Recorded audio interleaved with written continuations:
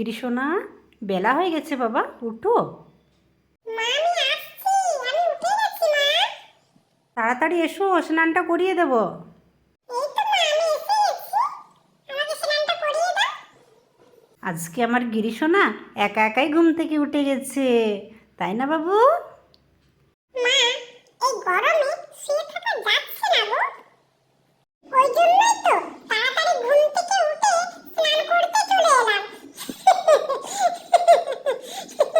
মা তুমি ঠান্ডা জল এনেছো তো গো?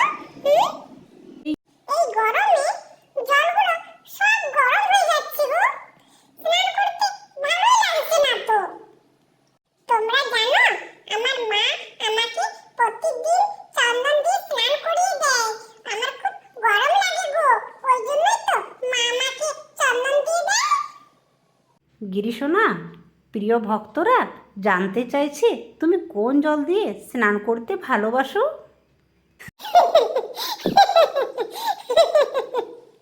মা আমাকে যে কোনো জল দিয়ে স্নান করিয়ে দেবে না কেন, আমি সবটাই খুশি মা, শুধু মনটা পরিষ্কার থাকলেই হচ্ছে গো। মা তাড়াতাড়ি চন্দনটা লাগিয়ে দাও।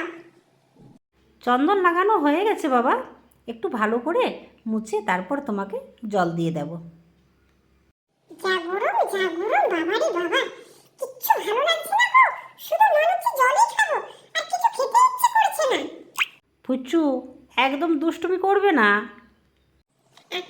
আমি কি দুষ্টুমি করতে পারি? বলো, আমি তো সব দাদা দেখে শিখেছি। ভাই তুই আমার মায়ের কাছে নালিশ করছিস? মা আমাকে তাড়াতাড়ি স্নানটা করিয়ে দাও, আমি বাইরে যাব একটু খেলা করতে, ভাইকে আমি নিয়ে যাব না সাথে।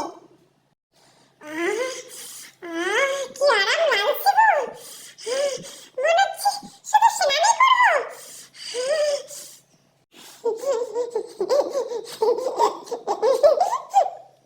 প্রিয় ভক্তরা, তোমাদের যদি আমার ভিডিও ভালো লাগে তাহলে সবাই কিন্তু লাইক করবে, সাবস্ক্রাইব করবে, আর কমেন্টে সবাই রাধে রাধে লিখবে। আমি রাধা নামে